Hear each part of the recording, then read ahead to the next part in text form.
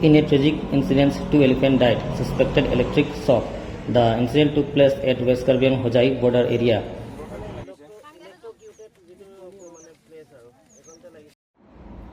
Hundreds of elephants gathered at the incident site. Police personnel, forest officials, doctors reached the spot.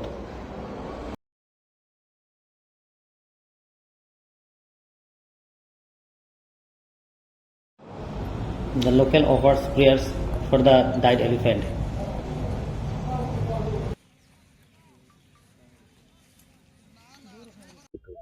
এইটো অতি দুখজনক বিষয়। আমি খবৰ পোৱাৰ লগে লগে আহিলোঁ, ৰাতিপুৱাই আহিছোঁ।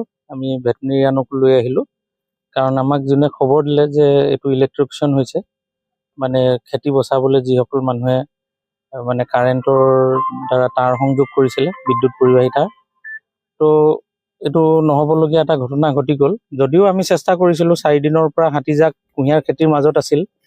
আমি যিখিনি লোকেল সমিতি আছে, এণ্টি ডিপ্ৰেডেশ্যন স্কোৱাড, তেওঁলোকক আমি যিমান দূৰ সম্ভৱ, আমি যদিও দেৱালী হৈছে বা কিবা হৈছে, আমাৰ মানুহ আহি আছে, তেওঁলোকৰ লগত মানে যোগাযোগত আছে। ফটকা দিয়া গৈছে, টৰ্চ লাইট দিয়া গৈছে, যে আপোনালোকে যাতে কুঁহিয়াৰ বাৰীৰ পৰা যদি মানুহৰ গাঁৱলৈ আহে, যাতে এইখিনি অলপ দিন আপোনালোকে ৰাখক। আৰু আমি যিহেতু এইটো এটা মানে চেঞ্চিটিভ এৰিয়া, কপিলী নদীখন পাৰ হৈ এফালে ৱেষ্ট কাৰ্বি আংলং যায়, আকৌ ইয়াত আহে, হাতীজাকৰ এটা মুভমেণ্ট আছে, এইটো এটা কৰিডৰ সকলোৱে জনা কথা। গতিকে আমাৰ আইনৰ ফালৰ পৰা বন্যপ্ৰাণী সুৰক্ষা আইন 1972ৰ অধীনত আমি নিশ্চয় বিহিত ব্যৱস্থা গ্ৰহণ কৰিম। দোষীয়ে নিশ্চয় শাস্তি পাব। আমি কঠোৰতম শাস্তি দিবলৈ চেষ্টা কৰিম আমাৰ আইনৰ ভিতৰত। এতিয়াও হাতী আছে নেকি? ওচৰে পাজৰে আছে, কাৰণ কেলে তেওঁলোকৰ জাকৰ 2টা হাতী মৰি গৈছে, কাৰণ ইয়াতে প্ৰায় 100ৰ ওচৰা-ওচৰি এটা হাতীৰ জাক আছে, বৃহৎ জাক।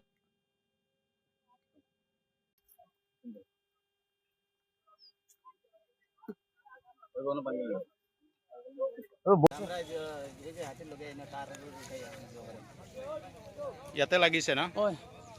এইটো কিমান দিনৰ পৰা লগাই ৰাখিছে? এইটোতো আমি নাজানে। কোনে আজি খুলিবৰ কাৰণে অৰ্ডাৰ দিলে আপুনি? এইটো লেঞ্জা ছাৰে দিছে, এইটো চিজ কৰি দিওঁ। চিজ কৰিবৰ কাৰণে। এইটোত লাগি হাতীৰ মৃত্যু হৈছে নেকি? এইটোত লাগি মৃত্যু হৈছে। কেইটা হাতীৰ মৃত্যু হৈছে? 2টা।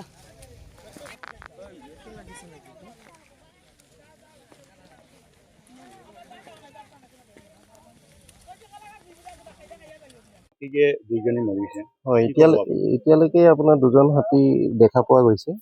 এটা 12 বছৰমান বয়সৰ হ'ব, আৰু এটা আপোনাৰ 2 বছৰমান বয়সৰ হ'ব, বহুত পোৱালি হাতী। এক্সটাৰ্নেলি কোনো এনেকুৱা ইনজিউৰি দেখা হোৱা নাই, কিন্তু এটা হাতী সৰু পোৱালিটো কি দেখা গৈছে, আপোনাৰ কাৰেণ্টৰ যিটো শ্বক, সেই বস্তুটো আপোনাৰ টাংটোত দেখা পোৱা গৈছে। গতিকে ইয়াৰ পৰা অনুমান কৰিব পৰা যায় যে এইটো আপোনাৰ ইলেক্ট্ৰিক শ্বক দিয়া হৈছে, কাৰণ ইয়াত আপোনাৰ ধানৰ পথাৰ আছে। সেইখিনি প্ৰটেকশ্যনৰ কাৰণে তেওঁলোকে কাৰেণ্টৰ শ্বক দিব পাৰে।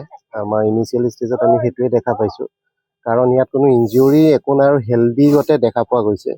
বাকীখিনি আমি যেতিয়া যিহেতু পোষ্টমৰ্টেম কৰিম, আৰু বিশেষভাৱে সেই গোটেইখিনি কথা আৰু পিছত আমি আকৌ বিতংভাৱে পোৱা যাব, কিন্তু ইনিচিয়েল ষ্টেজত যিটো অনুমান কৰা গৈছে, সেইটো কাৰেণ্টত লাগিয়ে 2টা হাতী মৃত্যু হৈছে। জেগাৰ নামটো কি আছে? এইটো বিলপাৰা বুলি কয়, কাৰিখানা বিলগাঁও হয়।